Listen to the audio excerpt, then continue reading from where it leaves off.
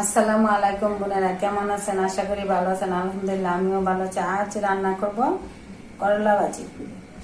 করলা কুচি করে নিয়েছি, পেঁয়াজ কুচি করে নিয়েছি, কাঁচামরিচ কুচি করে নিয়েছি। কিভাবে রান্না করবো আপনাদের সাথে শেয়ার করতেছি।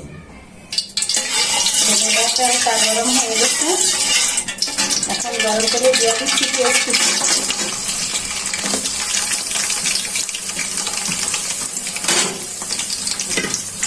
আজকে মজাদার স্বাদের একটা করলা ভাজি করবো। পেঁয়াজটা ভাজা হয়ে যায়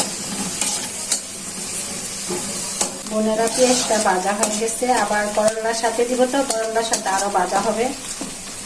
এটা মজাদার, অনেক মজা একটা করলা ভাজি। পেঁয়াজ দিয়ে এরকম ভাবে ভাজি করে আপনারা খেয়ে দেখবেন। পেঁয়াজ, কাঁচামরিচ আর তার সাথে থাকবে লবণ, আর অন্য কিছু না। অসাধারণ একটা ভাজি। এটা স্বাদ মতো লবণ দিয়ে দিচ্ছি।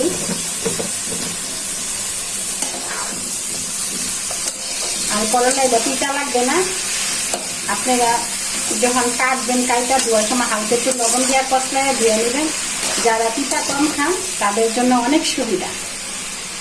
পিঠাটা চইলা যায়। এমনি তো এই করলাটা পিঠা লাগে না। এইভাবে ভাজি করে পেঁয়াজ দিয়ে, কাঁচামরিচ দিয়ে, তারপরে কাঁচামরিচটা দিয়ে দিচ্ছি। আস্তে আস্তে ভাজা হয়ে যায়।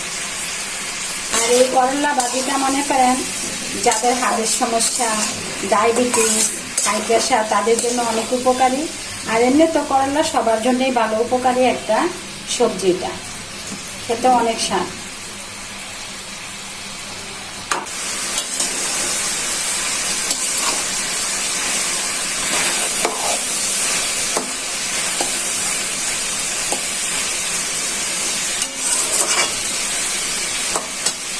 কি সুন্দর হয়েছে বোনেরা ভাজিটা, দেখুন। এই যে মুসমুসে একদম অসাধারণ লাগে। আর আমার পরিবারের সবাই এই ভাজিটা অনেক পছন্দ করে এইভাবে রান্না করলে।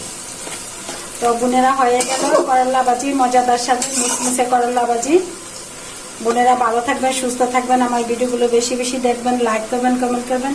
আল্লাহ হাফেজ।